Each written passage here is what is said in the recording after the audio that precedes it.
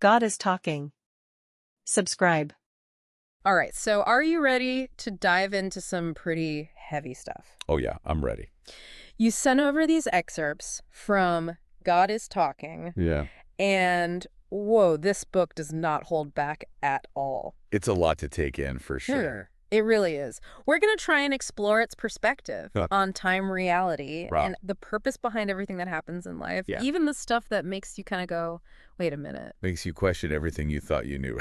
Seriously. I mean, right off the bat, what grabbed me was how the book is set up. Oh, yeah. How so? It's like a straight-up conversation between a human and God. Hmm. And they're just going back and forth, tackling these huge questions and throwing out these wild concepts that just totally challenge everything we think we know. Like what? Give me an example. Well, like time travel, no hell, Hitler in heaven. Oh, okay. You've got my attention. Right. It's a lot. So let's start from the beginning. Okay.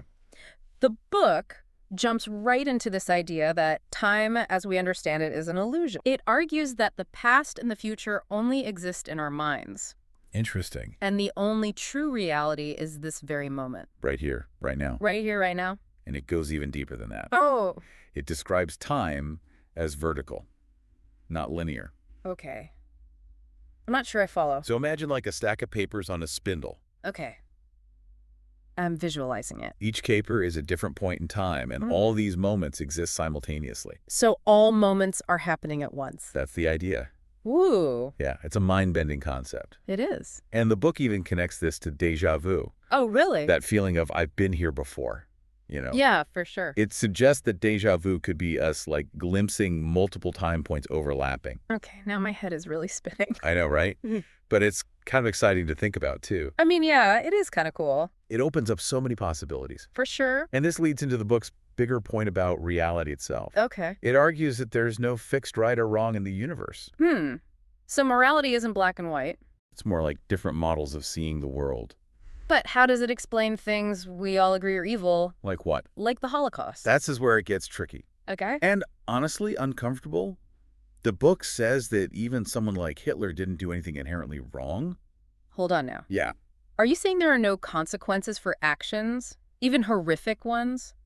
It's not saying that exactly. It distinguishes between consequences in this world. Okay, the physical world. Yeah, and consequences in what it calls the absolute realm. And what's that? It describes it as a place of pure love and understanding.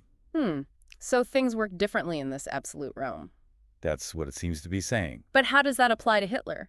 Well, the book suggests that in the absolute realm, things are viewed through consciousness. Okay. It's not about judging actions as good or bad in a moral sense, but understanding them as expressions of awareness. So Hitler was operating from a very distorted and limited consciousness. Exactly. Okay. And then it brings up group consciousness. Right. That's another key concept. So the shared beliefs of a group can shape our experiences and influence events. That's the idea. So if a group's consciousness is rooted in fear and hatred, Yeah. those emotions can actually manifest in the real world. The book argues that's exactly what happened with the Holocaust. Really? It was the result of a collective consciousness Yeah. based on separation and superiority. So it wasn't just Hitler's individual actions. Right. It was a much larger energy influencing the collective. Okay, so if group consciousness has this kind of power, what does that mean for us? Like, what kind of consciousness am I contributing to right now? It's a question the book wants us to ask ourselves. It's a little scary, honestly. It is. It's a call to become more aware of our own thoughts, beliefs, and the energy we bring into the world. I can see that. Yeah. But this all leads back to that wild claim about Hitler being in heaven. Yeah. How does the book even begin to justify that? Well, first, it says there's no such thing as hell. So if there's no hell, then the only place to go after death is this state of pure consciousness.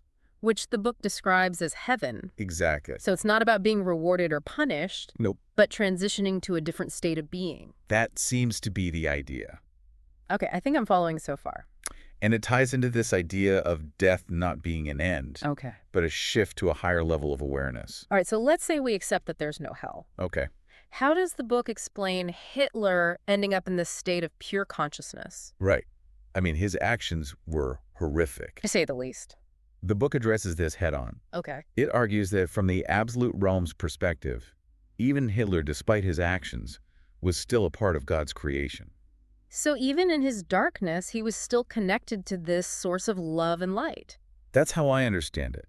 The book really emphasizes that in the absolute realm, there's no separation, Right. no duality, Only oneness. right? It challenges our human tendency to divide everything into good and evil, right and wrong. That makes me think of the comparison the book makes between Hitler and Christ, Oh yeah, it uses those two figures. as examples of the extremes of human consciousness, One driven by fear and hate. the other by love and compassion. And it's not about condoning one or condemning the other. Okay. The book seems to be suggesting that both are reflections of the potential within us all. So we all have the capacity for both darkness and light. Precisely. Yeah. And this brings us back to the power of consciousness. Which is? Our thoughts, beliefs, and perceptions shape our reality. Hitler's actions were a manifestation of his consciousness. And ours are a manifestation of ours. Exactly. So if we want to change the world, Yeah. create a reality with more love and peace. It starts with changing our own consciousness. That's the message it seems to be conveying. Okay, I'm with you. And it encourages us to be more aware of our thoughts, Our beliefs. the energy we project into the world. Right. It's a call to action. But how do we actually do that? How do we shift our consciousness from fear and negativity to love and positivity? Yeah, that seems really hard. The book offers some practical guidance. Like what? It talks about self-awareness, paying attention to our thoughts and emotions, choosing to focus on those that are life-affirming instead of destructive. So making conscious choices about what we let into our minds and hearts. Exactly. Yeah. It also talks about connecting with others who share our values and aspirations. So finding your tribe. Yeah. When we come together with like-minded individuals, we amplify our collective consciousness. And create a more powerful force for positive change. That's the idea. That makes sense. It's like the idea that the whole is greater than the sum of its parts. Exactly. But it also means we should be mindful of the groups we associate with. Right. If a group's consciousness is based in negativity, it could affect our own. So we have a responsibility to choose our groups wisely. To seek out or create communities that support our highest good and the highest good of all. That makes a lot of sense. And that leads us to another challenging concept. What's that? The book claims that there's a purpose behind every event, even the ones we consider evil or tragic. That's a tough one. It is. How can there be a purpose behind something like the Holocaust? What good could come from such suffering? Yeah, I struggle with that. It's a difficult question. The book doesn't try to minimize the pain or justify the atrocities, Okay. but it does suggest that even in those times, there's a potential for growth and understanding. So it's not about finding a silver lining in tragedy, No. but recognizing that even in suffering, there's opportunity to learn and evolve. That's one way to see it. It suggests that everything, even the negative stuff, serves a purpose. What about free will, though? Ah, good question. If everything is predetermined, if it's all part of some divine plan, Yeah. then do we really have a choice in how we live our lives? The book dances around that question. It does. It suggests our understanding of free will might be too limited, Okay. too rooted in our human perception of time and causality. So free will exists, but maybe not how we traditionally think of it. It could be about choosing how we respond to events, rather than choosing the events themselves. So choosing how we react, how we perceive, how we choose to be. In the face of whatever life throws at us. That makes me think about how the book says Hitler ultimately did nothing wrong. Right, given his understanding of reality. It's not condoning his actions, Right. but it is highlighting that he was operating from a very limited worldview. And that brings us back to the power of consciousness. Full circle. Our thoughts, beliefs, and perceptions create our reality. Hitler's actions were a manifestation of his consciousness. And ours are manifestation of ours. Exactly. Okay, so if we want to change the world, create a more loving and peaceful reality, It starts with changing our own consciousness. we've got to be more aware of our thoughts, beliefs, and the energy we put out into the world. It's a call to step into our power as conscious creators. We should find or create groups that share our values and aspirations. Amplify our collective consciousness. Create a more powerful force for positive change. And avoid groups whose consciousness doesn't align with ours. We are all interconnected. Our individual consciousness contributes to the collective, so choose our groups wisely. Seek out or create communities that support our highest good and the highest good of all. This all leads to one of the most profound and controversial statements in the book. That Hitler went to heaven. Yeah, Yeah. This isn't a reward for his actions, Right.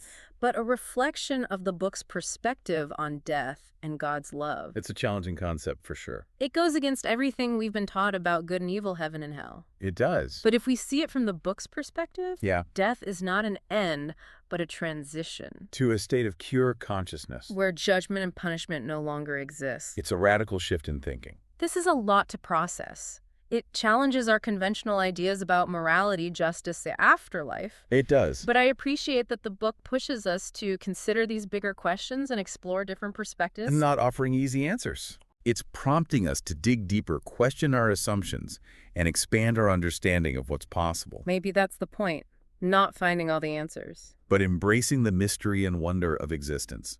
I like that. This deep dive is making me rethink a lot of things. You too? Before we wrap up part 2, Yeah. curious about your thoughts on the book's critique of organized religion. Okay. It seems to suggest that many religious doctrines are based on a misunderstanding of God and reality. Yeah, so it feels like the book is really pushing back against those traditional views of God, as a vengeful judge. It definitely presents a much more expansive view. Yeah. It suggests that ideas like sin and judgment don't really apply in the absolute realm. So it's not about God keeping score, deciding who's good or bad. Not in the way we typically think about it. More like unconditional love. Exactly. We're all worthy of love just for being part of creation. It's definitely a far cry from the fire and brimstone sermons I heard growing up. It challenges those old ideas of heaven and hell. Yeah, reward and punishment. It's more about love and unity than fear and separation. Okay. So if we're moving away from this judgmental God, what does the book say about the purpose of life then?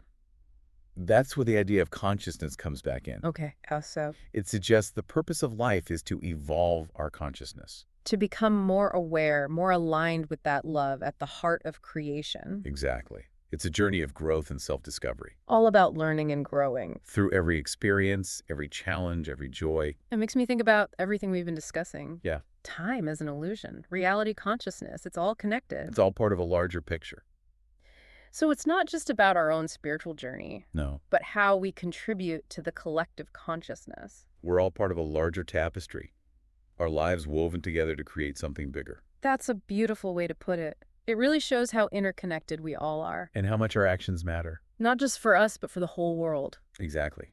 It all comes back to being mindful of the consciousness we bring into the world. Choosing love over fear. Compassion over judgment. Unity over separation. This deep dive has been a wild ride. It has. It really pushes you to think outside the box. It challenges those conventional ideas and makes you look at things from a whole new angle. It's not always easy to digest. No, it's not for everyone. But for those willing to question everything, Embrace new ideas. it can be a really profound experience.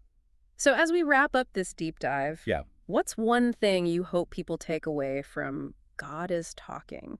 I think the biggest takeaway is the power of consciousness. Okay. We're not just watching life go by. We're actively creating our reality Our thoughts, beliefs, choices all shape our experience. and contribute to humanity's collective consciousness. It's a message of hope. Absolutely. If we can create our reality, You can change it we can choose love, compassion, understanding. and build a more peaceful, harmonious world. That's a powerful message to end on. I agree. Thanks for joining me on this incredible journey. It's been my pleasure. And until next time, keep exploring.